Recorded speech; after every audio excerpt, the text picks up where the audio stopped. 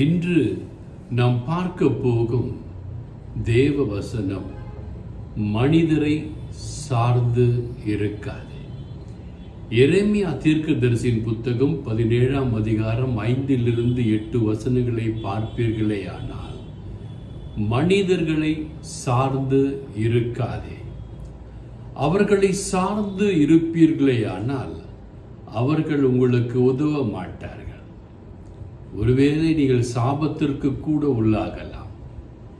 ஆனால் ஆண்டவரை நம்பி இருப்பீர்களேயானால் நீரோடை அருகே நடப்பட்டுள்ள மரங்களை போன்று பசுமையாக நீங்கள் இருப்பீர்கள் என்று வேதம் சொல்லுகிறது. ஒரு உதாரணத்தை நான் உங்களுக்கு சொல்ல விரும்புகிறேன். ஒரு நல்ல செடியை வாங்கி நடும் பொழுது